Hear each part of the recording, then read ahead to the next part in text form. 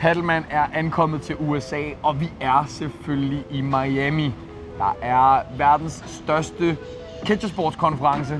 Den skal jeg ind og opleve. Den skal jeg opleve sammen med Simone Alipeva. Simone, glæder du dig til at skulle være i Miami? Jeg glæder mig rigtig meget, og jeg glæder mig virkelig meget til konferencen, og det med at høre lidt om de forskellige sportsgrene. Pickleball, paddle, bordtennis, tennis, det er jo lige mig. Så jeg glæder mig rigtig meget. Se med i dagens afsnit. Vi skal opleve catchersportskonferencen, og så skal vi ind og se noget Miami Open i tennis. Hvem ved, måske får vi Holger Rune med på turen. Følg med i dagens afsnit af Padelmand og kvinden.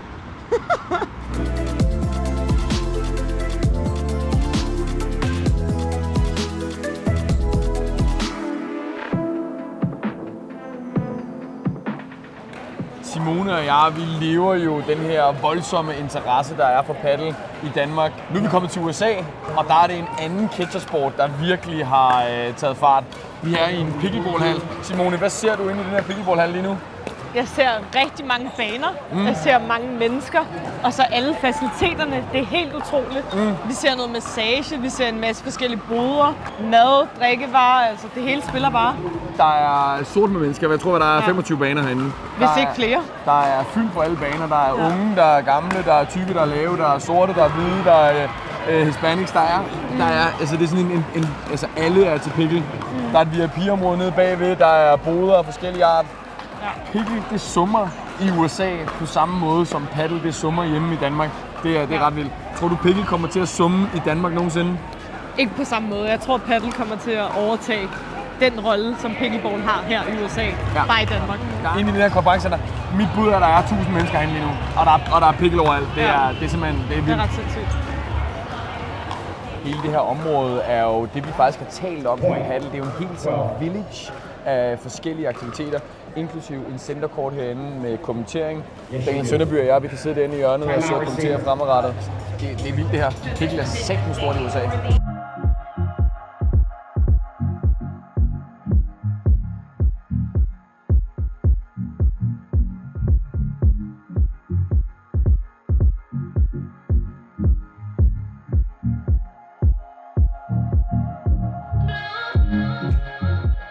Tidens helt store trends i dag er jo AI, Artificial Intelligence, kunstig intelligens. Og den trend er også kommet til catchersport og herunder paddle. Vi er her med Kauri, en af de få dansktalende mennesker, der er til den her konference. Kauri er oprindelig islænding og en af måske Islands bedste badmintonspillere. Historiens bedste islandske badmintonspiller. Det er en god baggrund at have. Kauri, han arbejder i dag med kunstig intelligens via firmaet Clutch. Kauri, hvad skal vi bruge kunstig intelligens til i catchersport? Kunstig intelligens kan bruges til at lave highlights, til at lave videoanalyse, til at lave kampanalyse. Den måde, vi ser kunstig intelligens spille en rolle på i fremtiden, det er, at alle vil have deres egen AI-coach. Det, den kunstig intelligens gør, er basically det samme, som det en træner vil se. Så den tracker spillernes bevægelser, deres slag, og så kan man ligesom bygge en coach, der hjælper med at udvikle spillere. Og nu har jeg jo været her til den her konference, og jeg ser en stor trend i retning af, at der er flere og flere aktører i det her marked. Det er det, vi kalder et crowded space. Hvorfor er Clutch dem, der kommer til at være de bedste eller vinde i det her arms race? Vi tror selvfølgelig på os selv, ikke? Men vi har et super godt produkt, synes jeg nu, og vi lægger meget vægt på design også. Det synes jeg er noget, der mangler nogle gange i det her space. Det er, at folk tror, at den tekniske del er nok. At det nok bare præsenterer data. Men det, der er meget vigtigt for os, som vi lægger meget vægt på, det er, at data skal være spiseligt, og det skal kommunikeres på en måde, som er mere menneskeligt. Så din brugeroplevelse skal være nemmere at gå til, og det skal være mere anvendelig for brugeren? Præcis. Hvad med automated scoring på livestream? Det har vi ikke endnu, men det er noget, vi arbejder på. Ja. Og hvis folk sidder derhjemme og tænker, det er sgu da meget spændende med det her kunstig intelligens i paddle, og godt kunne tænke sig at prøve at teste Clutches produkt, hvor kan man gøre det i Danmark? Det kan man gøre lige nu i Pro Paddle, Nordhavn, og Play Paddle, Dragør. Og hvad med dig og paddle? Hvornår, altså med den baggrund, du har inden for badminton, vi ser jo masser af fantastiske paddlespillere i Danmark nu med en baggrund i badminton. Hvad med dig? Er du på vej? Langsomt, men jeg er på vej. Okay. Ja. Skal vi forvente at se dig i DPF 1000 snart? Det synes jeg måske godt vi kan sige.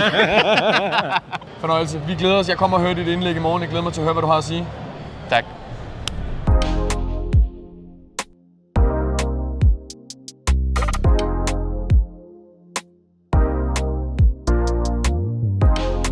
Paddelsporten i USA er stadigvæk i sin spæde start. Og nogle af dem, der skal drive udviklingen herover, er dygtige expats. Vi har 2 svenskere her, som har været med i det svenske paddelboom, som nu er i USA, klar til at tage den her fantastiske sport over til staterne. Guys, you are in the process of creating a great concept over here. Talk really quickly about Ace Paddle. So we started Ace Paddle as a dream out of Sweden when we saw the boom over there, and we realized that the market is going to come over here. So after some thoughtful discussion, we realized, let's just move everything over to the US, catch this early. We have land acquired in West Palm Beach, Tampa, and Jupiter. I live in LA, so we're also looking for land over there. And we're trying to take over the area of the hybrid model of luxury paddle, where the client is the key aspect of our clubs, extending the amount of time they stay at each clubs, which extends the dollar amount. And they bring their family, their friends, the kids, the wife, whatever it might be. And Peter, really quickly, where do you see the stage of paddle in US right now? I see it's in an early beginning for sure, but what we bring entertainment and media into the industry, and we believe so much in this hospitality field to have like an experience before, during and after. So it's in an early stage, so a lot of things will happen in the near future for sure. Yeah, we have a lot of Nordic viewers out there that enjoy traveling and going and visiting different countries, and US will definitely be up there. Yeah. Are you ready to host all these Nordic people that watch this channel? So at the end of the year, that's what we're hoping to do. We're already speaking with some players in Scandinavia about having people come to our clubs. So if people want to come vacation in the United States and play some fabulous paddle, instead of going to Spain like everybody is now, that's where we hope potentially the future is. So what we probably should do is we should have a Padelmand travels to US. We'll have a big trip come over. You guys will organize everything. Yeah, I think that's a fabulous idea. Then, we can also send some Danes over, some people from the UK where you guys are already present and doing a wonderful thing. We can maybe even have like an interconnected competition going on. We go to you, you come to us. Yearly thing like the Ryder Cup for golf, back and forth. I think we're making ideas here. Brainstorming right here on the spot. We haven't even talked about this. Amazing. Watch this space. It's gonna happen. This is Ace Paddle, guys. Watch these guys as they help change the paddle landscape in the US.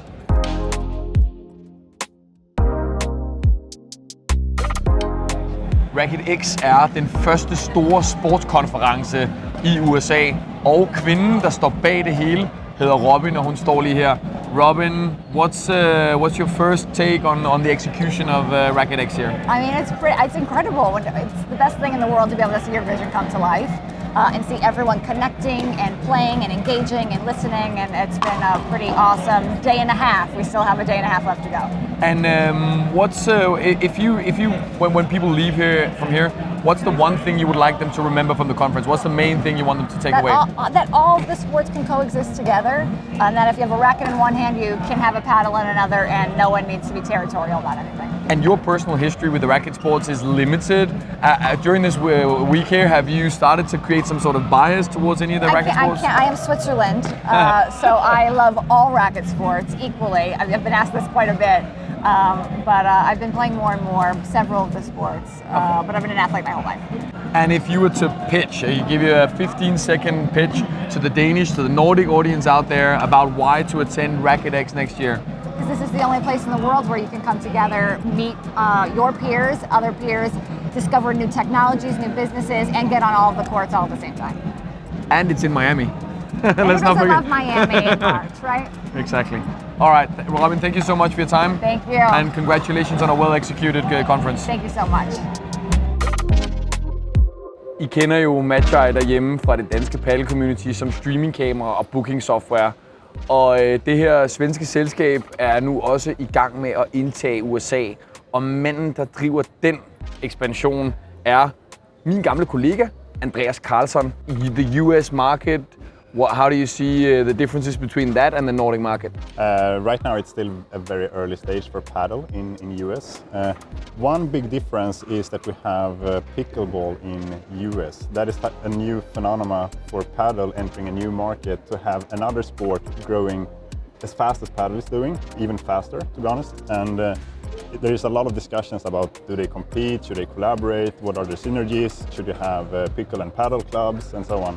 So the pickleball thing is a new aspect to it for paddle entering a new market, and it's not really clear yet how it would look like in the future. How it positions itself against paddle. Exactly. I've heard a lot of different opinions now during the days here, and yeah. You told me earlier that you were having some really nice discussions here. There's a lot of that early stage, early market buzz and interest here. How is Matcha able to contribute to that storyline as it plays out in the US for paddle specifically? Yeah, but in the early stages, people still try to figure out a lot of stuff around club operations. In Denmark and Sweden, most of the entrepreneurs opening venues now, they have seen a lot of best practices. They have a lot of knowledge about how to run a club. While here in US, people are still, they've heard about paddle, they think it might be a good business opportunity, but they still lack a lot of information and insights that we have seen from the Scandinavian and European market. How do you foresee paddle 3 years from now in the US? Do you think it's going to be a sport that's the same size in terms of popularity as in Sweden and Denmark, or is it going to be a slower growth, you think? It will go fast. Based on all of the interactions here today, there are a lot of people wanting to invest in paddle. They're looking to open clubs, etc. So the passion and the enthusiasm necessary for it to take off has entered the space now. And then it is a question of building out the infrastructure. Getting the permits is a hustle here in US, especially in some states. So that is also something that slows down the growth a little bit in paddle. And if you compare it to pickleball, that is very easy to construct, very easy to set up courts, and you don't need the permits. So pickleball can grow faster due to the easiness of establishing courts. And finally, Andreas, do you have a new role, a new title within the Matcha company? I skip that question.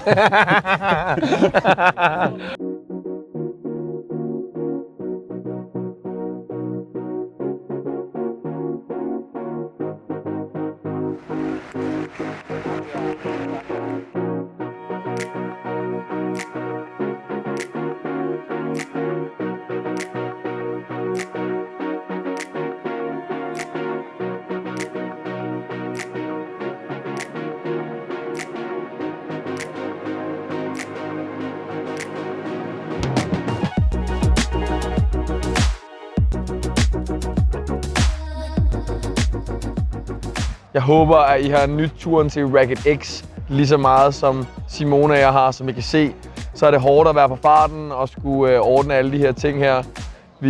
Vi tjekker ud her fra Soho Beach House. Simone, har det været en fed tur? Det var en rigtig fed og lærerig tur. Og det er en fantastisk afslutning, vi er på nu. Du kan godt leve med at arbejde med Padelmand fremadrettet. Padelmand på tur. Altså, hvis det er sådan nogle her ture, vi skal på, så er jeg med. Det kan I også få lov til at være. Vi ses derude.